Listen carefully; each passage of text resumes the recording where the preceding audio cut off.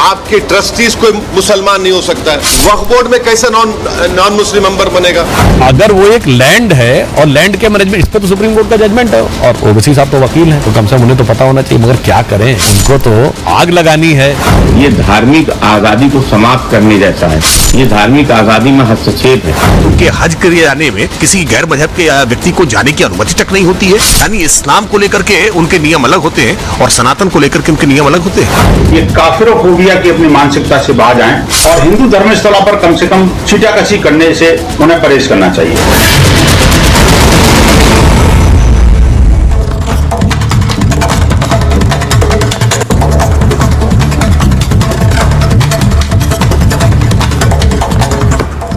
नमस्कार, आपके साथ मैं हूं सुजाता कुकरेती। आप देख रहे हैं अपना फेवरेट शो महाभारत। और आज महाभारत में सीधा सीधा सवाल पूछ रहे हैं कि आखिर मंदिर की तुलना वक्फ से क्यों है? यह मंदिर की तुलना एक जमीन से कैसे की जा सकती है? मंदिर में लागू होने वाले नियमों के आधार पर क्या वक्फ के नियम तैयार हो सकते हैं? इसीलिए पूछ रही हूं क्योंकि तिरुमाला तिरुपति मंदिर में ट्रस्ट ने कुछ नए नियम लागू किए। इन नियमों से एआईएमआईएम अध्यक्ष और सांसद असदुद्दीन ओवैसी गुस्से में हैं। उनका कहना है कि मंदिर में जो नियम लागू हो रहे हैं वही नियम वक्फ पर लागू क्यों नहीं है? वो ऐसा क्यों कह रहे हैं? तिरुपति मंदिर में गैर हिंदुओं की एंट्री पर बैन लगा दिया गया। आपको पता है पिछले दिनों जो विवाद हुआ मंदिर में प्रसाद को लेकर, उसके बाद यह कदम उठाया गया। तो अब असदुद्दीन ओवैसी का कहना है कि अगर मंदिर में गैर हिंदुओं पर बैन है तो वक्फ में किसी गैर मुस्लिम की एंट्री भी नहीं होनी चाहिए। ओवैसी साहब सीधी तुलना तिरुपति मंदिर और वक्फ की जमीन के बीच कर रहे हैं। अब इस तुलना से ही सियासी दल और संत समाज में गुस्सा है। कौन क्या कह रहा है यह तो मैं आपको बाद में सुनवाऊंगी, लेकिन पहले आपको बता देती हूं कि नियमों में बदलाव क्या हुआ है और ओवैसी साहब क्यों गुस्से में है, क्या कह रहे हैं।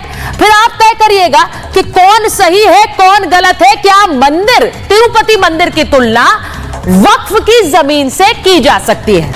मैं सबसे पहले तो आपको बताती हूं कि आखिर नियमों में बदलाव क्या किया गया है क्योंकि तिरुपति मंदिर में प्रसाद को लेकर जो विवाद हुआ वो आपने देखा और उस विवाद के बाद अब नियम बदल दिए गए हैं।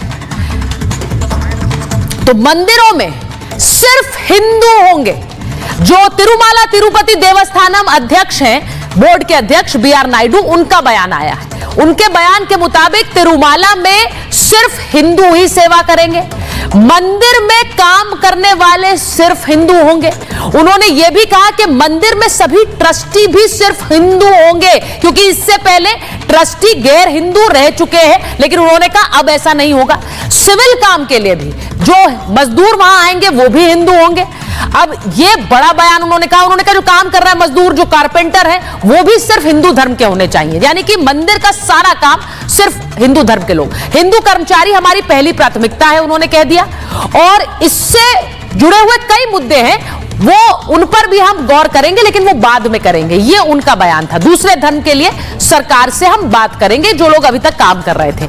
अब इस पूरे बयान को लेकर असदुद्दीन ओवैसी ने आपत्ति जताई है और उन्होंने सीधी तुलना तिरुपति मंदिर की वक्फ की जमीन को लेकर जो सुधार करने को लेकर जो बिल आ रहा है उससे की है। वो क्या कह रहे हैं वो आपको बताती हूं। अब तिरुमाला तिरुपति बोर्ड अध्यक्ष के बयान पर असदुद्दीन ओवैसी भड़क गए। ओवैसी ने तिरुपति की तुलना वक्फ की जमीन से कर दी और उन्होंने कहा कि तिरुपति में अगर सिर्फ हिंदुओं को काम मिलेगा तो फिर वक्फ में गैर मुस्लिम अनिवार्य क्यों होंगे? क्योंकि जो सुधार के लिए बिल लाया जा रहा है उसमें ऐसा नियम है कि वहां पर गैर हिंदू भी हो शामिल। तिरुपति पर ओवैसी के इस बयान से बीजेपी भड़क गई है। अब क्या कह रहे हैं सुधांशु त्रिवेदी? उन्होंने कहा कि जब कुंभ मेला समिति बनाई गई थी उसके अध्यक्ष आजम खां रह चुके हैं, तो सोचिए कुंभ की देखरेख करने वाली कमेटी के अध्यक्ष आजम खां थे, लेकिन कुछ नहीं कहा हिंदुओं ने। उन्होंने यह भी कहा किसी ने कोई सवाल नहीं उठाया था तब, लेकिन एक विवाद के बाद यह कदम उठाया गया है। लेकिन इस पर ओवैसी साहब को दिक्कत है। ओवैसी के बयान पर साधु संत भी नाराज हो गए हैं। वो क्या कह रहे हैं? वो कह रहे हैं कि तिरुपति की तुलना आप वक्फ की जमीन से कैसे कर सकते हैं? ये एक मंदिर है, एक धार्मिक स्थल है, और वो सिर्फ जमीन का टुकड़ा है जिसको लेकर आप ये तुलना कर रहे हैं। ये तुलना ही गलत है। आज महाभारत में यही सवाल पूछ रही हूं, क्या ये तुलना हो सकती है? क्या मंदिर की तुलना आप वक्फ की जमीन से कर सकते हैं? क्या नियम एक होने चाहिए, या फिर हिंदुओं का अधिकार है वो तय करें कि मंदिर में कौन काम करेगा? और क्या यही नियम फिर वक्फ पर भी लागू होगा? यह रिपोर्ट पहले देखिए।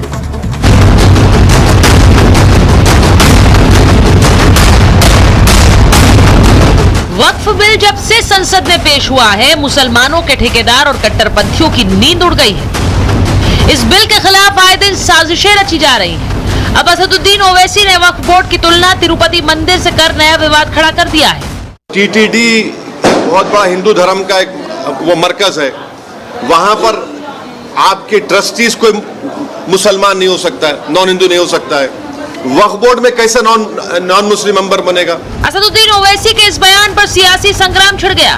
बीजेपी ने ओवैसी को आजम खां की याद दिलाई जब सपा सरकार ने उन्हें कुंभ मेला समिति का अध्यक्ष बनाया था। देखिए, बड़ी विचित्र सी बात है इस विषय के ऊपर। ओवैसी जी तो खैर नाना प्रकार के बयान देते रहते हैं। वैसे तो आपको शायद पता हो कि कुंभ मेला आयोजन समिति 2013 में जब उत्तर प्रदेश में बनी थी, आजम खां उसके अध्यक्ष थे। परंतु यहां पे जो ओवैसी जी कह रहे हैं तो वो तो पहले ही कहते हैं वक्फ इज नॉट, ये तो कोर्ट का जजमेंट है, it's not a religious thing, ये तो मैनेजमेंट ऑफ लैंड के लिए है, वो कोई धार्मिक अकीदा नहीं है, वो कोई धर्म स्थल नहीं है। तो अगर वो एक लैंड है और लैंड के मैनेजमेंट, इस पे तो सुप्रीम कोर्ट का जजमेंट है, और ओवैसी साहब तो वकील हैं, तो कम से कम उन्हें तो पता होना चाहिए। मगर क्या करें, उनको तो आग लगानी है, उसके बाद ही कोई काम करना है। और देश की वो बहुत बड़ी सेकुलर पार्टी है जिसका नाम है मजलिसे इत्तिहादुल मुसलमीन, और वो सेकुलरिज्म की प्रतीक पार्टी है। ओवैसी के बयान पर समाजवादी पार्टी बोलने से बचती नजर आई। साधु संतों और हिंदू संगठनों की तरफ से भी ओवैसी के बयान का विरोध किया गया। हिंदू संगठनों की तरफ से दो टूक कहा गया कि तिरुपति मंदिर और वक्फ बोर्ड की तुलना कहीं से भी सही नहीं है। हमारे मंदिरों में गैर हिंदू कर्मचारी कैसे हो सकते हैं? हमारी शुचिता और पवित्रता का वो ध्यान भी कैसे रख सकते हैं? कम से कम ये काफिरोफोबिया की अपनी मानसिकता से बाहर आएं और हिंदू धर्मस्थलों पर कम से कम छीटाकशी करने से उन्हें परहेज करना चाहिए। तिरुमाला मंदिर के बहाने ओवैसी एक बार फिर वक्फ का बचाव कर रहे हैं और इसीलिए एक बार फिर वक्फ के नाम पर मोदी सरकार पर गंभीर आरोप लगा दिए।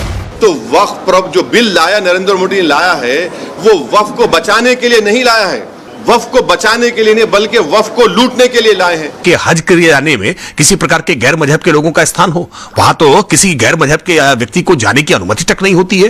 यानी इस्लाम को लेकर के उनके नियम अलग होते हैं और सनातन को लेकर के उनके नियम अलग होते हैं। वक्फ बिल के खिलाफ ओवैसी लगातार बोल रहे हैं, लेकिन केंद्रीय मंत्री जी किशन रेड्डी ने ओवैसी के मंसूबों को पहले साफ कर दिया था। मजलिस पार्टी के जैसे लोग वक्फ के नाम पर कब्जा करके गवर्नमेंट लैंड्स वो बेचते हैं, वक्फ लैंड को पूरा कब्जा करते हैं, वक्फ लैंड पे कम्युनिटी हॉल्स बनाते हैं, शादीखाना बनाते हैं, किराए को देते हैं, उसको कोई पूछने वाले नहीं है। वक्फ बोर्ड में सालों तक मनमानी चलती रही, लेकिन उसमें कोई दिक्कत नहीं थी। लेकिन जब मंदिर की तरफ से एक फैसला लिया गया तो उससे कट्टरपंथी क्यों बौखला गए? सवाल यह है कि क्या वक्फ के बहाने ओवैसी सनातन पर निशाना लगा रहे हैं? सवाल यह भी कि अगर तिरुमाला बोर्ड में केवल हिंदू हैं तो वक्फ में गैर मुस्लिम क्यों? क्या ओवैसी का यह सवाल वाजिब है? Bureau report, Republic Bharat. मेरे साथ जो मेहमान जुड़ रहे हैं महाभारत में, परिचय करा देती हूं। बीजेपी के राष्ट्रीय प्रवक्ता गुरु प्रकाश जी हमारे साथ हैं। स्वामी चक्रपाणी महाराज हिंदू धर्म गुरु हैं हमारे साथ। महंत आदित्य कृष्ण गिरी हिंदू धर्म गुरु स्टूडियो से हैं। दानिश कुरैशी साहब AIMIM के प्रवक्ता हैं। तारिक अहमद लारी साहब समाजवादी पार्टी के नेता हैं। मुमताज आलम रिजवी साहब हैं, राजनीतिक विश्लेषक भी हैं और मुस्लिम स्कॉलर भी हैं। और अतिकुर रहमान साहब हमारे साथ जुड़ रहे हैं, मुस्लिम स्कॉलर। बहुत बहुत स्वागत आपका। गुरु प्रकाश जी, शुरुआत आपसे कर रही हूं क्योंकि ओवैसी साहब गुस्से में हैं। उनका कहना है कि नियम एक बराबर होने चाहिए, दो नियम नहीं हो सकते हैं। अगर तिरुपति में सिर्फ हिंदू होंगे, बाकी सब बैन होंगे, तो वक्फ में हिंदू क्यों होंगे? नहीं, देखिए सुचारिता जी, ओवैसी साहब गुस्से में रहें या गुस्से में ना रहें, यह उनका व्यक्तिगत विषय है, लेकिन लगातार वो समाज में लोगों के मन में गुस्सा पैदा करना चाहते हैं। दिक्कत इस बात से है, दिक्कत इस बात से कि धर्म के नाम पे वो द्वेष पैदा करना चाहते हैं। दिक्कत इस बात से कि वो समाज में नफरत की राजनीति को संस्थागत करना चाहते हैं।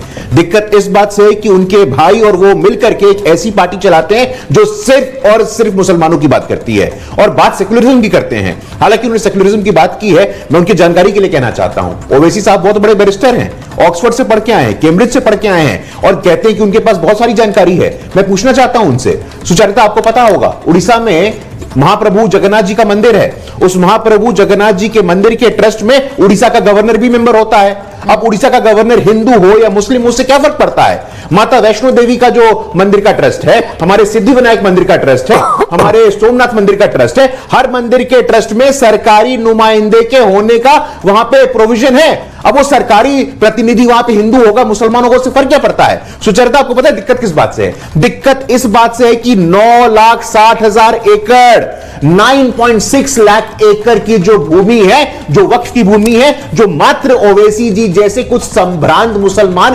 परिवारों के कब्जे में है, वो चाहते नहीं है ऐसा। और मैं तो कहता हूं ओवैसी जी, आपने वक्फ का संशोधन का अधिनियम पढ़ा होगा, उस बिल में क्या लिखा है कि 6 में से अपने अडानी अंबानियों को दे चुके हैं, इस पे क्या बोलेंगे आप? सदस्य हैं, अरे 4 और 2 का 16 लाख करोड़। दानिश साहब बीच में नहीं, दानिश साहब मैं आपके पास आऊंगी, पूरा टाइम आपका होगा। सुनने का धैर्य रखिए। दानिश साहब पूरा टाइम आपका होगा, आपके पास आऊंगी, ऐसा है बीच में कि इस नहीं। देश में लोकतंत्र है। हाँ सुन लीजिए तारिक साहब, इस देश में लोकतंत्र है। ये देश बाबा साहेब अंबेडकर के संविधान से चलेगा। यहां शरिया नहीं है कि जब मन होगा तब बोलिएगा आप। सुनने का धैर्य रखिए, सुनना सीख लीजिए आप। 9,60,000 एकड़ की भूमि है, प्रेस इंफॉर्मेशन ब्यूरो के वेबसाइट पे जाके देख लीजिएगा। 9,60,000 एकड़ की भूमि पे ओवैसी जी और तारिक साहब जैसे कुछ परिवारों का कब्जा बना रहे। मुसलमानों में पसबंदा कोई जरूरत नहीं है, मुसलमानों में महिला कोई जरूरत नहीं है, मुसलमानों में गरीब कोई जरूरत नहीं है। आप चाहते क्या है? मुसलमानों में भी जो सामाजिक रूप से पिछड़ा वर्ग है उसको वहां सम्मान मिलना चाहिए, नहीं मिलना चाहिए? सुचरिता तीसरी बात क्या है कि मैं अपनी बात को समाप्त करूंगा। तेलंगाना में वक्फ का स्कैम होता है, मुंबई में वक्फ का स्कैम होता है, वेस्ट बंगाल में वक्फ का स्कैम होता है। 10 लाख करोड़ रुपए तक का पैसा बर्बाद हो जाता है। जमीन को औने पौने दाम में बेच दिया जाता है, दलाली होती है, अवैध रूप से उसको कर्जा कर दिया जाता है। मैं पूछना चाहता हूं आपसे, आप चाहते क्या है? 6 मुसलमान में से 2 नॉन मुस्लिम रहेंगे, उसमें भी आपके पेट में दर्द हो रहा है। हम चाहते हैं कि वक्फ के संशोधन से यूनिफॉर्मिटी आए, ट्रांसपेरेंसी आए, इंक्लूसिविटी आए और बाबा साहेब के अंबेडकर के संविधान में जो लिखा हुआ है उस संविधान के मूल्यों को पूरा किया जाए। तब आपके पेट में किस बात का दर्द है? क्या सवाल जो बात वो उठा रहे हैं, दानिश साहब आपके पास आ रही हूं, आपका समय अब शुरू हो रहा है। वो कह रहे हैं जिस पार्टी का नाम ही मजलिसे इत्तेहादुल मुसलमीन हो, वो सेक्युलरिज्म का पाठ पढ़ा रही है, वो सेक्युलर रूल्स की बात कर रही है, जो सिर्फ मुसलमानों के हक की बात करती है, वो सेक्युलरिज्म पर बहुत ज्ञान देती है। इसीलिए आप तिरुपति पर ज्ञान दे रहे हैं जब और उसके जरिए वक्फ को बचाना चाह रहे हैं।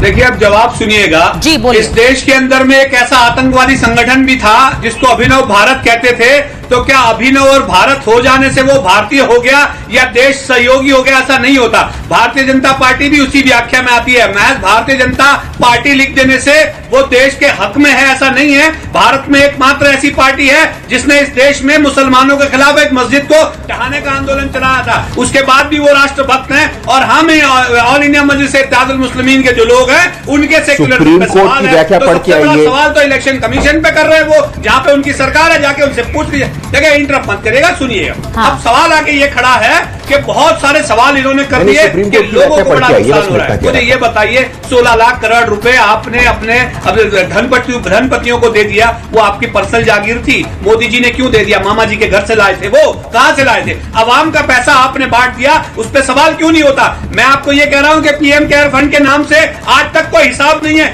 कौन देगा हिसाब? और वो भी केयर फंड के नाम से, पीएम के नाम से किया जाता है, उसका कोई जवाब है आपके पास? रह गई बात, ये कहा जा रहा है कि भाई कुंभ के अंदर में मुस्लिम नेता जो है वो रहे। तो सबसे पहला सवाल ये है कि अब तक यहाँ कोई कानून बनाने की बात नहीं थी, लेकिन आप अगर ये कहेंगे कि भाई जैसा रिचुअल्स की बात है कि भाई एक मंदिर है, उस मंदिर के अंदर में किसी की आस्था, अच्छी बात है। कोई और किसी मजहब का आदमी है, मान लीजिए कि कोई मुस्लिम है, वो नॉनवेज वॉनवेज खाए या ना खाए, इस तरीके का व्यक्ति जाएगा तो परेशानी है। हम यही तो कह रहे हैं ना कि भाई हमारे भी रिचुअल्स हैं। आपको शायद नहीं पता होगा कि हम यूरिनल भी यूज कर करते हैं तो एक तरीका है उसका, पानी का इस्तेमाल करते हैं जो शायद आम भारतीय नहीं करता। तो आप मुझे ये बताइए कि हमारे रिचुअल हट करेंगे तब चल जाएगा आपको, लेकिन अगर तिरुमाला की बात आएगी तो फिर उस पर आप बोलेंगे। दूसरे नंबर की बात, इन्होंने ये जवाब दिया कि भाई बहुत सारी जगहों पे राज्यपाल भी है, गवर्नर भी है, तो मैं आपसे ये कह रहा हूं कि आप उनको हटा दीजिए, हमको कोई प्रॉब्लम नहीं है। सवाल ये कि जो मुसलमानों का है वो मुसलमानों का ही रहेगा, इसके अंदर में किसी का इंटरप्शन हम चला लेने, मतलब आप कह रहे हैं उन्हें भी हटा दीजिए। अगर कहीं गवर्नमेंट ने अपने प्रतिनिधि बिठाए हुए हैं किसी भी ट्रस्ट में तो वो भी हटा दीजिए, लेकिन मुसलमानों का मुसलमानों के पास ही रहेगा, उस पर आंख मत गड़ाइए, उस पर कुछ भी मत कहिए। अब मेरा सवाल देखिए, तिरुमाला में भी ये कोई नियम नहीं था, ये नियम एक विवाद के बाद बना है, और क्या वो विवाद जायज नहीं था? अगर तिरुमाला मंदिर, और देखिए इन सब मंदिरों से बहुत से ट्रस्ट से पैसे आते हैं, वो पैसों से और वो पैसों से देश का ही काम चलता है, ये भी आपको बताऊं मैं। तो एक बार मैं जरा चक्रपाणी जी के पास जाऊंगी, दानिश साहब, उनसे पूछूंगी कि मंदिरों में अगर कोई गैर हिंदू की एंट्री बैन है तो आपको लगता है ये एक धार्मिक आपका अधिकार है, या फिर दानिश साहब जो कह रहे हैं कि ये, या फिर ओवैसी साहब जो कह रहे हैं कि ये सेक्युलर नहीं है, भाई आप करोगे तो हम भी वक्फ में करेंगे? देखिए ऐसा है सुचारिता जी, सेकुलर के नाम पे जिस प्रकार से हिंदुओं का शुरू से ही दोहन किया गया, आप देखो तिरुपति बालाजी में आज नहीं मैं कई वर्षों से उसमें लड़ाई लड़ा। हाँ। और ये लड़ाई लड़ा कि हमारे वो सनातन धर्म के वो मंदिर हैं और उसमें अनेक गैर जो वो तिरुपति बालाजी में जिनकी आस्था नहीं है, अनेक क्रिश्चियनों को उसमें रखा हुआ है, कई उसमें जिसकी वजह से आज वर्तमान में जो आया है ऐसे नहीं आया है, उसमें कई जिसकी आस्था नहीं है उनको रखा हुआ है सरकारों ने, जो पिछली सरकारें थी। ये तो मैं धन्यवाद दूंगा वर्तमान की सरकार को कि उन्होंने जो है जो पिछली सरकार के जो था उसका पर्दाफाश किया और काफी चीजें अब वहां पे ठीक कर रही है, और जब देख लिया कि अनियमितता हो रहे दूसरे लोगों को रखने से, तो इसलिए उसकी शुद्धता पवित्रता को ध्यान में रखते हुए किया जा रहा है। आप देखो निश्चित रूप से हमारे मंदिरों के साथ, हमारे धार्मिक आस्था के साथ, कुंभ के साथ शुरू से हमेशा खिलवाड़ होता रहा है, और उसमें गैर ऐसे लोगों को रखा गया जिसमें उनकी आस्था ही नहीं है। तो ये तो बिल्कुल नहीं होनी चाहिए। और वक्फ बोर्ड से और हमारे तिरुपति बालाजी और सनातन मंदिर से तुलना नहीं की जा सकती है। वक्फ बोर्ड तो अपने आप में वो भूमाफिया, वो तो जमीन कब्जा करना उनका उद्देश्य। आपने कभी देखा है कि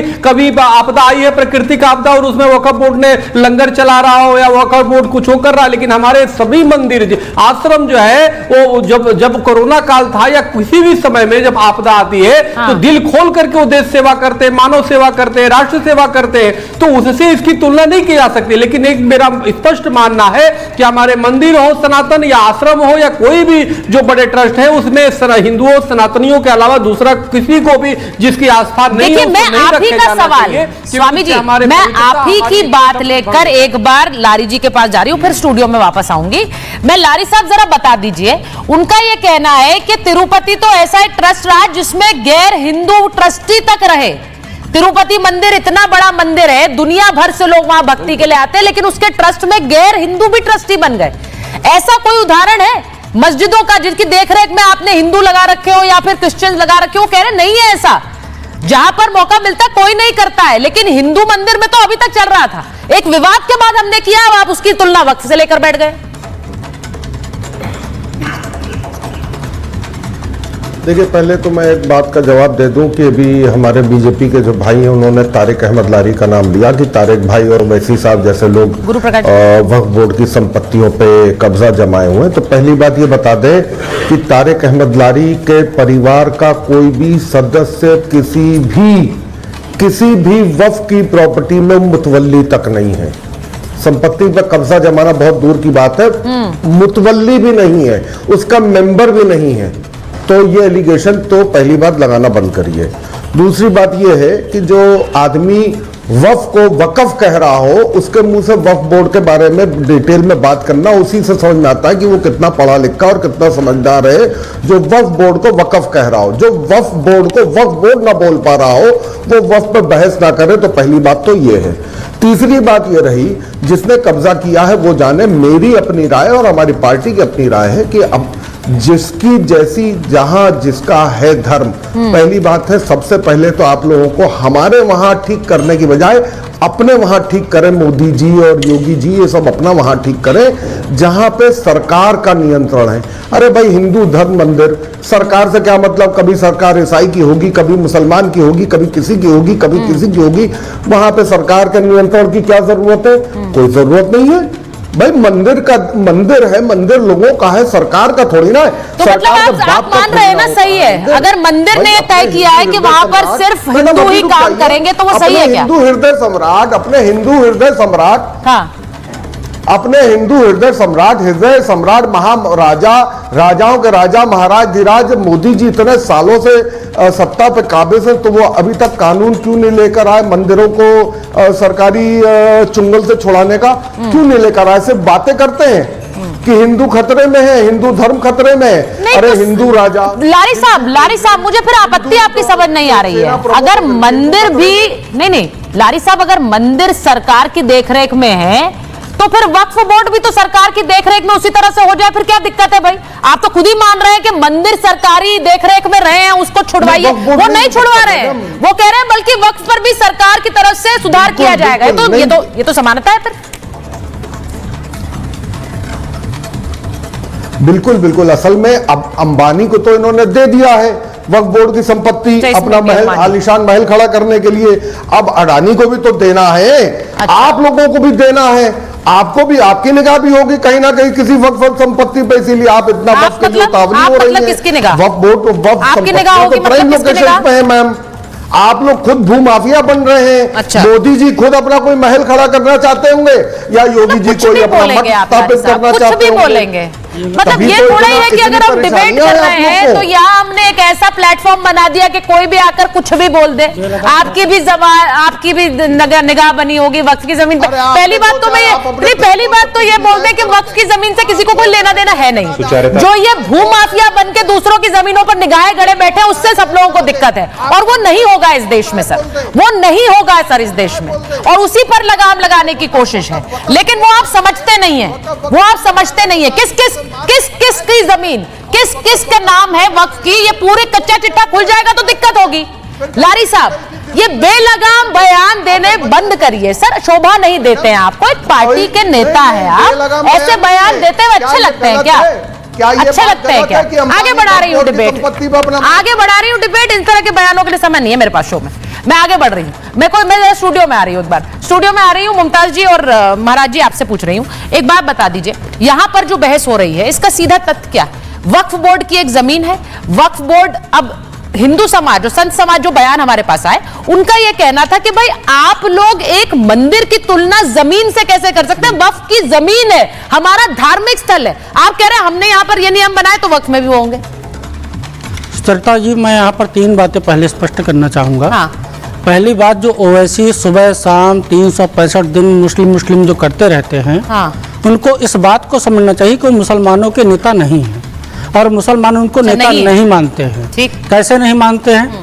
राहुल गांधी इस देश में मुसलमानों के नेता हैं, अखिलेश यादव इस देश में मुसलमानों के नेता हैं, ममता बनर्जी इस देश में मुसलमानों के नेता हैं, तेजस्वी यादव उनके नेता हैं, शरद पवार उनके नेता हैं, उद्धव ठाकरे उनके नेता हैं। क्योंकि ये मुसलमान इन्हीं को वोट करते हैं। नहीं है, मुसलमान इन्हीं को वोट करते नहीं, बिल्कुल नहीं है, क्योंकि मोदी नहीं है। मोदी जी को मुसलमान हमारे प्राइम मिनिस्टर नहीं है। देख लीजिए, मुसलमान क्या कह रहे हैं? मुसलमान मोदी जी नोट कीजिए, नोट कीजिए, मुसलमान मोदी जी को नेता नहीं मानोगे तो वो मुसलमान ये तो नहीं कहा उन्होंने कहा मुस्लिम राजनीति, मुसलमानों की राजनीति करने वाले कुछ नेता हैं। अपनी सफाई खुद दे दीजिए मुस्लिम इन्हीं लोगों को नेता मानते हैं। हालांकि नरेंद्र मोदी सबका साथ सबका विकास की बात करते हैं, बोलने तो दीजिए उसके बाद। हाँ, नरेंद्र मोदी सबका साथ सबका विकास की बात करते हैं, इसके बावजूद मुसलमान को वोट नहीं देता, उनको अपना नेता नहीं मानता है। हाँ। नहीं, योगी जी को अपना नेता मानता है। ठीक है, नेता वो इन्हीं लोगों को मानते हैं, नेता वो इन्हीं लोगों। दूसरी बात मैं कहना चाहता हूँ, वक्फ बोर्ड में मंदिरों के ट्रस्ट में बहुत बड़ा अंतर है। अच्छा, मैं निरंजनी अखाड़े का श्री महंत हूँ। ठीक है, जो ट्रस्ट हमारे यहाँ होते हैं उनकी जो सीमाएं होती हैं वो एक मतलब से बहुत ज्यादा सीमित कर दी जाती है। उनको अधिकार नहीं होते, उनको संसद के द्वारा ऐसे अधिकार नहीं दिए गए हैं जिस प्रकार से बोर्ड जो वक्फ बोर्ड है इसको संसद से पारित किया गया है और इसको असीमित अधिकार दे दिए गए हैं। वो इतने अधिकार दे दिए गए हैं, कल को आपके स्टूडियो के बाहर भी वक्फ बोर्ड अपना बोर्ड लगा सकता है, आप कुछ नहीं कर सकती। तीसरी बात मैं कहना चाहता हूँ, ओवैसी ने इसका अपने जो प्रतिक्रिया व्यक्त की उसमें ओवैसी जी ने कहा कि मोहम्मद साहब ने दान देने की शुरुआत की। मैं उस पर एक बार मैं रिएक्शन ले लूं। मुमताज जी, आपने सुन लिया वो क्या कह रहे हैं? वो कह रहे हैं हमारे पास मंदिरों में इतने अधिकार नहीं है जितने आपके वक्फ के पास हैं। तो ये तुलना करना बंद करिए, पहली बात। और फिर दूसरी बात, मंदिर में जो विवाद है उसके बाद ये फैसला लिया, बोलिए। देखिए, ऐसा है कि कहने के लिए कुछ भी कहिए, देश आजाद है, जबान जो है वो पकड़ी नहीं जाएगी, तो इसलिए ये तो सब पे लागू होता है ना, उन पर लागू होता है तो आप पे भी लागू होता है। बोर्ड लगा दीजिए। अरे भाई, कहाँ बोर्ड लगाया जा रहा है? 60% जमीनों पर, वक्फ की 60% जमीनों पर आप पता कर लीजिए, कब्जा है, कब्जा है। उसमें सरकार का कब्जा है, उसमें प्राइवेट, बहुत सारे नेताओं का ही कब्जा है। नेताओं का भी है। हम कब करें? जो मुस्लिम राजनीति नेता वही कब्जा करके बैठे हुए हैं। वो कब्जा किए हुए लोग आते हैं जो कहते हैं वक्फ की जमीन पर हमारे कब्जे हैं। मैडम, ऐसा है कि बचपन में एक कहावत सुनते थे कि दो बिल्लियां आपस में लड़ रही थी, ठीक है, रोटी के लिए। अच्छा। एक बंदर कूदा उसमें, ठीक है, अब वो आया, उसने 2 टुकड़े के, अरे कहा ये तो ज्यादा इसमें हो गई, वो ले लिया, ज्यादा उसमें हो गई, वो ले लिया, आखिर में बंदर पूरी रोटी खा गया, दोनों रह गए। मुझे लग रहा है कि वही सिचुएशन है कि वक्फ बोर्ड और जो काबिज लोग हैं उनकी लड़ाई में कूद पड़ी सरकार, और सरकार जो है अब ये जमीन लेकर के ये देना चाहती है अडानी और अंबानी को। बिल्कुल साफ साफ बात है, और उसकी वजह मैं आपको बता। आप लोग सब अडानी अंबानी पे आ रहे हैं। ठीक है, गुरुप्रकाश जी सुन लीजिएगा, जवाब देना आपको। बिल्कुल जवाब दें। देखिए, इनकी नजर सबसे पहले किसानों की जमीन पर थी, ठीक है, किसानों ने आंदोलन किया, 1 साल धरने पर बैठे रहे, आखिर में सरकार ने घुटने टेक दिए, 3 कृषि कानून उनको वापस करना पड़ा, 700 किसानों ने मैडम मुमताज जी, किसानों की जमीन पर सरकार की निगाह दे दी। अरे सुन, नहीं, किसानों की जमीन पर सरकार की निगाह, अरे 100% निगाह थी, 100% निगाह थी। अरे क्यों आंदोलन चला? कोई जान ऐसे ही दे देगा मैडम? भाई वो एमएसपी को लेकर जो पूरा मामला चल रहा था, उसमें अब आपने दूसरा टर्न दे दिया कि सरकार की निगाहें किसानों की जमीन पर। सुनिए और सुनिए, रेल की जमीन, अब यही सुनाएंगे क्या? डिफेंस की जमीन दे दी, इसलिए अब किसान की जमीन नहीं दे पाए, तो इन्होंने सोचा कि औकाफ, और इसीलिए 2 चीजों का बार बार जिक्र आ रहा है कि रेल से ज्यादा, डिफेंस से ज्यादा, ये जमीन के बाद, यानी रेल और वक्फ की, ये बड़ी बड़ी। अतिकुर जी के पास जाऊंगी, पहले मैं एक बार गुरुप्रकाश जी से इसका जवाब लूंगी। आखिरी अभी बचा है, आखिरी जी, अच्छा, ठीक है। मैं एक चीज और कह रहा हूँ, आप कह रहे हो कि वक्फ में लोग आ जाएं, जल्दी। अरे भाई, बीजेपी को पहले बड़ा दिल दिखा करके 72 लोगों की कैबिनेट बनाई, एक भी मुस्लिम नहीं रखा, सिर्फ बैटिंग कराने के लिए। अब देखिए, ये जो पूरा मामला है पूना वाला है, इसके बाद जफर इस्लाम साहब है, शाजिया इल्मी है, शहनवाज हुसैन साहब है, आप गिना तो रहे हैं बैटिंग करने के लिए, आप गिना तो रहे हैं। जब सरकार में हिस्सेदारी की बात आएगी तो दूध में पड़ी मक्खी की तरह निकाल। अच्छा ठीक है, अब मैं सवाल पूछ लूं, आप खत्म करिए ना, कितना लंबा होगा मुमताज जी? अब सवाल तो पूछो उनसे जो आप पूछ रहे हैं। अब वो देखिए, ये पूरा एक्सपैंड कर दिया गुरुप्रकाश जी। अब पहले ये था कि मुसलमानों की जमीन लूट रहे हैं, अब नया वाला ये जो दाव है उसमें ये है, आपने किसानों की जमीन हड़पने की कोशिश की, आपने डिफेंस की जमीन हड़पने की कोशिश की, अब आप वक्फ की जमीन हड़प कर अंबानी अडानी को देना चाह रहे। सुन लीजिए, अब देख रहे क्या बोल रहे हैं। सुचारिता, आज का खबर है, ये डेक्कन हेरल्ड में छपा है। Waqf board claims 53 ACI sites in Karnataka. Archaeological survey of India के 53 साइट पे वक्फ बोर्ड ने अपना क्लेम किया। ये आज की खबर है, मैं आपको व्हाट्सएप कर देता हूं। दूसरा, मैं कहना चाहता हूं मुमताज भाई से, आज की तारीख में 40,000 केसेस हैं वक्फ बोर्ड के ऊपर। वो 40,000 केसेस में से 10,000 केस मेरे मुसलमान भाइयों के केसेस हैं। तो आप कहते हैं अडानी अंबानी को देना चाहते हैं, 10,000 से अधिक केसेस मुमताज भाई मुसलमान भाइयों के हैं। दूसरा बात, दानिश रिजवान अंसारी का नाम जानते हैं आप शहजाद पूनावाला का नाम ले रहे हैं, आप जफर भाई का नाम ले रहे हैं। उत्तर प्रदेश में पहली बार पसमानदा कोई मंत्री बना तो दानिश रिजवान बना। अलीगढ़ मुस्लिम यूनिवर्सिटी मुमताज भाई, पहली बार पसमानदा समाज का, आपके समाज का, मुसलमान समाज का, पिछड़े वर्ग का तारिक मंसूर वाइस चांसलर बनाए कि नहीं बनाए? आप दिल्ली में बैठे हो, दिल्ली में जामिया मिलिया यूनिवर्सिटी में पहली बार कोई मुसलमान समाज का, पसमानदा समाज का डॉक्टर मजहर वहां पे वाइस चांसलर बने कि नहीं बने? अरे आप सरकार में हिस्सेदारी की बात कर रहे हो, हम सरकार के आगे जाकर के जम्मू कश्मीर के गुलाम अली खटाना पहली बार राज्यसभा गए कि नहीं गए हैं? सबका साथ, सबका विकास, सबका विश्वास, सबका प्रयास, मुमताज भाई, ये सिर्फ नारा नहीं है, कुछ ये सिर्फ नारा है। सरकार में क्यों नहीं है? सरकार में क्यों नहीं है? केंद्र सरकार में क्यों नहीं है? अरे अब वो कोई और से डिबेट कर लेंगे, अभी तो आज दूसरी डिबेट है ना। क्यों नहीं केंद्र सरकार? सुनने का हिम्मत रखिए।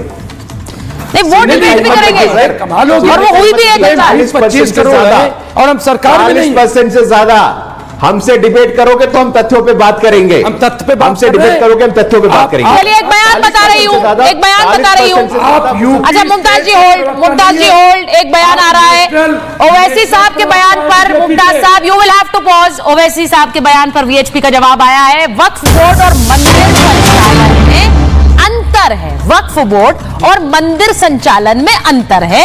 बिल में जमीन हड़पने की बात नहीं है। उन्होंने कहा, आलोक कुमार ने कहा, मैंने वक्फ बिल का अध्ययन पूरी तरह से किया है। मुसलमानों को गुमराह लगातार कर रहे हैं ओवैसी।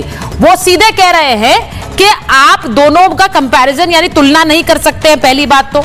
और दूसरी बात, उन्होंने कहा वक्फ बोर्ड और मंदिर संचालन में पूरा क्लियर डिमार्केशन है, अंतर है।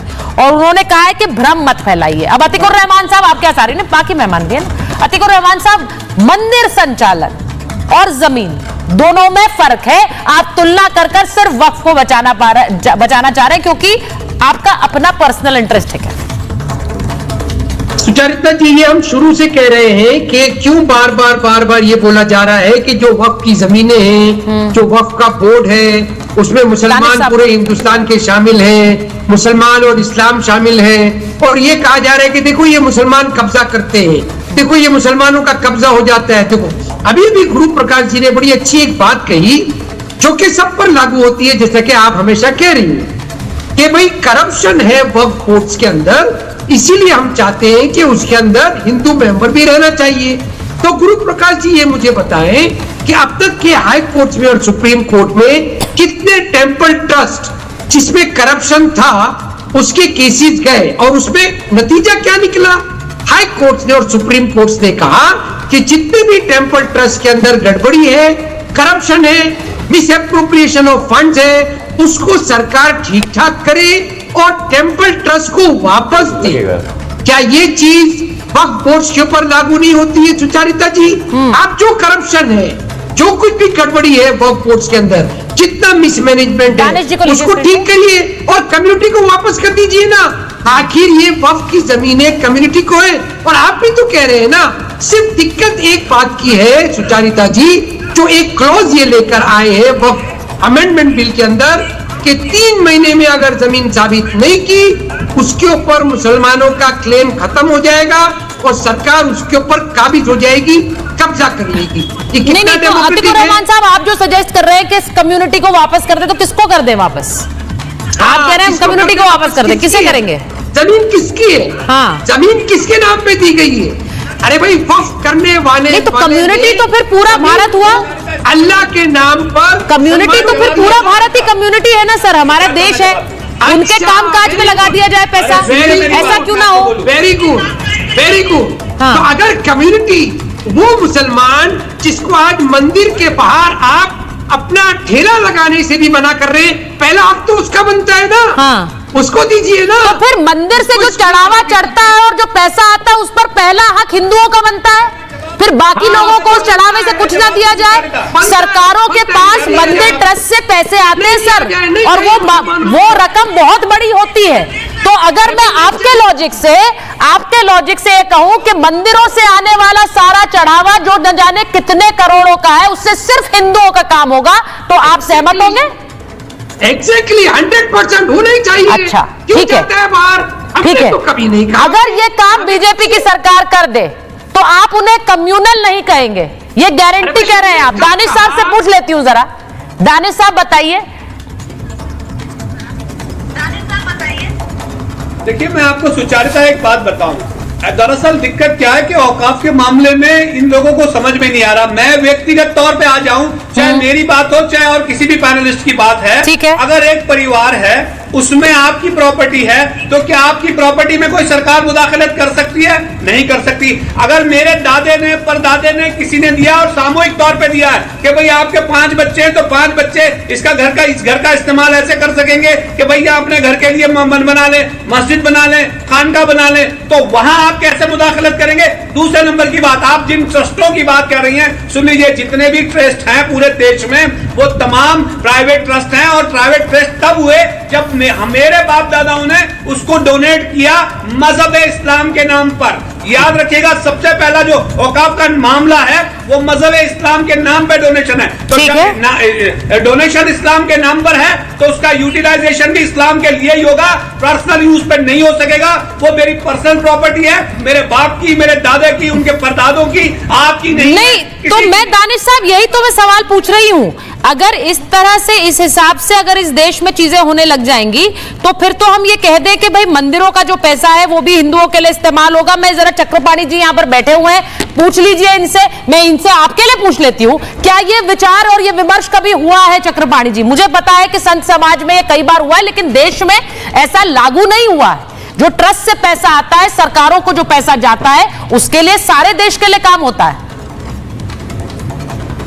चक्रपाणी नहीं, देखिए, जो आता है पैसे तो जितने भी हमारे मंदिर हैं जहां पे चढ़ावे अधिक आते हैं उसी को सरकार अधिग्रहित कर लेती है। हाँ। लेकिन जो मंदिर और आश्रम जो है जीर्णशीर्ण अवस्था में है, जिसको आवश्यकता है धन की, वहां पे तो नहीं देती। और दूसरी, एक भी मस्जिद नहीं दिखा सकती या एक भी चर्च जहां पे पैसे आते हो और सरकार के अधिग्रहण में हो, कहीं भी कोई मस्जिद और जो है चर्च नहीं होते, बल्कि वहां पे डोनेशन दिया जाता है, वहां सब की जाती है। तो मंदिरों से तो पूरा देश चल रहा है। हाँ। मंदिरों एग्जैक्टली मैं वही कह रही हूँ, पूरा देश चल रहा है उसके पैसों से। हमारे मंदिरों की जो आश्रम, गुरुकुल, सब आप देखिए कि कितने हमारे गुरुकुल। देखिए, मैं एक बयान आपको बताना चाह रही हूँ, सुनिए दानिश साहब, इसको जरा सुनिएगा, फिर मैं गुरु प्रकाश जी के पास जाऊंगी। जी किशन रेड्डी जो मंत्री हैं, उन्होंने कहा कि हैदराबाद में ओवैसी की MIM पार्टी के लोगों ने वक्फ बोर्ड की कई जमीनों पर अतिक्रमण कर लिया है और उस पर कारोबार भी चला रहे हैं। दिक्कत यहां से, इस पर जरा जवाब दे दीजिए, फिर मैं गुरु प्रकाश जी के बताऊं। मुझसे पूछ रहे हैं? जी, आप ही से है ना ओवैसी साहब का सवाल।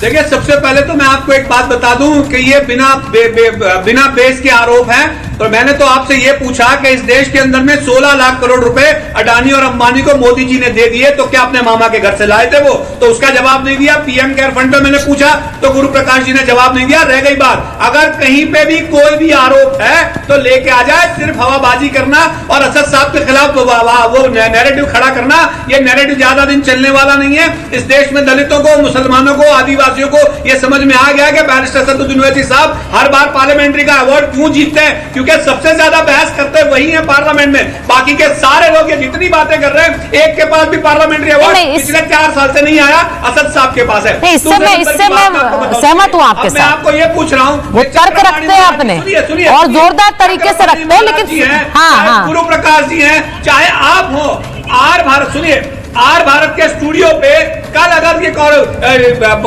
सरकार जो है ये रेजोल्यूशन पास कर देगी कि ये कॉमन पब्लिक के लिए यूज किया जाएगा, इसके अच्छा, जब भी मैं ये वक्त वाली डिबेट करती हूँ, नेता हमेशा आर भारत की जमीन पर आ जाते हैं, पता नहीं क्यों। बड़ा ये हमेशा होता है। मैं आपसे पूछ रहा हूँ, चला लेंगी अर्नब जी, चला लेंगे? नहीं, मुझे ये आप ही, मुझे लगता है आप ही आते हैं ये वाले बयान के साथ हर बार डिबेट में, दानिश साहब। मजहब इस्लाम के नाम पे अब जैसे वक्फ की निगाहें जैसे अलग अलग जमीनों पर है, आपकी निगाहें हमारी जमीन पर है क्या? हमारे ऑफिस कॉम्प्लेक्स पर है क्या? नहीं मिलेगा आपको। अच्छा, सुन लीजिए, सुन लीजिए, I was saying it on a lighter note Danish ji, कभी कभी मुस्कुरा भी लीजिए। मैं कोई बहुत सीरियसली बात नहीं कर रही हूँ, मुस्कुरा कर भी बात कर सकते हैं कभी कभी। गुरु प्रकाश जी जरा बताइए, अब मैंने जो मंदिर ट्रस्ट की बात की है, मैंने सीधे, उन्होंने कहा कि भाई सारों मुसलमानों की जमीन है, उससे किसी को कुछ नहीं मिलेगा, वो मुसलमानों के पास जाए। वो अतीकुर रहमान साहब भी कह रहे हैं, वो दानिश साहब भी कह रहे हैं। तो अगर वो कर सकते तो मंदिर में ये हिंदू ये भी डिसाइड नहीं कर सकता कि वहां पर सिर्फ हिंदू काम करेंगे। अरे सुचारिता, देखिए, मैं अभी सुन रहा था दानिश जी की बातों को, और ऐसा ओवैसी चालीसा होने पड़ा, एक सांस में 4 बार की बेस्ट पार्लियामेंटेरियन, सबसे तर्कपूर्ण, सबसे लॉजिकल, सबसे रैशनल। अरे अपने पार्टी के प्रवक्ता हैं, अपने नेता की बात करते हैं, अच्छी बात है, लेकिन कम से कम थोड़ा अध्ययन करके आना चाहिए। मैं आपको इंटरनेशनल एग्जाम्पल देता हूं, इजिप्ट हो, सीरिया हो, जॉर्डन हो, लेबनान हो, यहां वक्फ बोर्ड है क्या? मैं पूछना चाहता हूं आपसे। टर्की में वक्फ बोर्ड का डिजिटल मैनेजमेंट होता है कि नहीं होता है? हम पूछना चाहते हैं आपसे। अरे वक्फ के संशोधन से सरकार चाहती क्या है? सरकार चाहती है कि 40,000 से ज्यादा केसेस, 40,000 से ज्यादा केसेस है भैया, 40,000 से ज्यादा केसेस है। इस देश में लोकतंत्र है, संविधान है, शरिया नहीं है। सुनने का धैर्य रखिए, सुनना सीख लीजिए। अब आप सुनना सीख लीजिए। 9.5 लाख एकड़ जमीन का सरकारी नियंत्रण होना चाहिए साहब। ये वक्फ का जो संशोधन है ये कॉन्स्टिट्यूशनल है, ये कॉन्स्टिट्यूशनल है। आपको असदुद्दीन साहब को संविधान पढ़ना चाहिए, आपको और असदुद्दीन साहब को बाबा साहब अम्बेडकर को पढ़ना चाहिए, आपको और असदुद्दीन साहब को बाबा साहब अम्बेडकर और भारत का संविधान पढ़ना चाहिए। एक मिनट, मैं बड़ा क्लियरली इस बात को साहब आपका फ्रेम उल्टा हो गया है। बात है। हाँ बोलिए, कंप्लीट करिए। सुचारिता 10 सेकंड। बोलिए। कोई जुडिशियल ओवरसाइट नहीं, कोई जुडिशियल ओवरसाइट नहीं, कोई जुडिशियल ओवरसाइट नहीं, कोई कोर्ट की देखरेख नहीं है, कोई कोर्ट के संरक्षण में नहीं होगा। एंटी कॉन्स्टिट्यूशनल है, अनकॉन्स्टिट्यूशनल है। सिर्फ एक धर्म के लिए ऐसी व्यवस्था बनाई गई है। आर्म्ड फोर्सेस, भारतीय रेल के बाद सबसे ज्यादा भूमि, 9.5 लाख एकड़ की भूमि। अब उसमें डिजिटल मैनेजमेंट हो, ट्रांसपेरेंसी हो, इंक्लूजन हो, महिलाएं आए, 2 नॉन मुस्लिम आए। जो 40,000 केसेस चल रहे हैं उसमें 10,000 केसेस मेरे मुसलमान भाइयों के हैं, उन केसेस का निपटारा हो। आपको किस बात से दिक्कत है? अच्छा, मैं एक सवाल लारी साहब से पूछूं। सी बात है, देखिए वक्फ पे सुचारिता 10 बात की एक बात है जी। 10 बात की एक बात है कि एक सामंती वर्ग खड़ा हो गया मुसलमानों में एक फ्यूडल, मुसलमानों में एक जमींदार और सामंती वर्ग खड़ा हो गया है। ये दानिश जी और असदुद्दीन ओवैसी उस सामंती वर्ग के रक्षक बने हुए हैं, वो ठेकेदार बने हुए हैं। लेकिन सभी मुसलमानों में मुसलमान महिलाओं की बात हो, पसमंदाओं की बात हो, नरेंद्र मोदी जी और ये सरकार सुनिश्चित करेगी कि 9.5 लाख एकड़ जमीन में पसमंदाओं का कल्याण हो, मुसलमान महिलाओं का कल्याण हो। लारी जी, बीजेपी का कहना है कि जब आप लोगों के यहाँ पर कुंभ का एक ट्रस्ट बना, कुंभ के संचालन के लिए कमेटी बनी, उसका अध्यक्ष आजम खान साहब थे उस समय। तो जब आजम खान कुंभ की देखरेख करने वाली पूरी कमेटी के अध्यक्ष हो सकते हैं, तो वक्फ में क्यों नहीं कोई गैर मुस्लिम हो सकता है? ये सवाल वाजिब है कि नहीं है? पहले तो ये बता दीजिए, क्योंकि अगर वाजिब नहीं है तो फिर तो आप जवाब क्या ही देंगे। बिल्कुल वाजिब है, बिल्कुल वाजिब है। मैं जवाब देना चाहता हूं, लेकिन आपको तो 0.25% से भी नीचे वोट पाए हुए लोगों को, जिनका एक सांसद, उनसे बात करने की फुर्सत नहीं है। यहाँ 3rd लार्जेस्ट पार्टी को अब ये देखिए बात करनी है तो आपको हिंदू मुस्लिम करनी है। नहीं, अब सुनिए जवाब। लारी साहब वो सांसद है, वो बता रहे सबसे बड़ा अवार्ड उन्हें मिला, पार्लियामेंटेरियन अवार्ड। किसी मुसलमान को किसी मंदिर, मैडम पहली बात, एज अ मुसलमान मैं जवाब दे रहा हूं, किसी मुसलमान को किसी मंदिर में काम करने का, वहां की कमाई खाने का अधिकार नहीं है। ये 3 मुसलमान बैठे बताए, मैं झूठ बोल रहा हूं। मंदिर तोड़ने का अधिकार है, ये 3 मुसलमान बैठे बताए कि जहां मिले वहां मंदिर तोड़ो। गलत तो नहीं कह रहा हूं, आज बहुत खरी बात कर रहा हूं। बहुत देर से बकड़ लगाए तब जवाब देना मेरा। सुन लीजिए भाई। तो मंदिर के अंदर कैसे जाके तुम राम लल्ला जी हो, चाहे शिव भगवान जी हो, चाहे जो हो, उनकी पालकी बनाओगे या उनके दरवाजे की कील ठोकोगे? कैसे तुम कर सकते हो? कैसे कर सकते हो भाई? तुम्हारे लिए तो वो कमाई हराम की है, मेरे लिए वो कमाई हराम की है। फतवा दो, बैठा हुआ है जो स्कॉलर आपके बराबर में, कैसे वो कमाई खा सकता है? वहां की किसी कीमत पे कमाई नहीं खा सकता। अच्छा, तो आप कह रहे हैं मंदिर में काम वैसे ही नहीं करना चाहिए? आप ये कह रहे हैं कि मंदिर में तो वैसे ही काम नहीं करना चाहिए? पता ही नहीं। अरे बिल्कुल नहीं।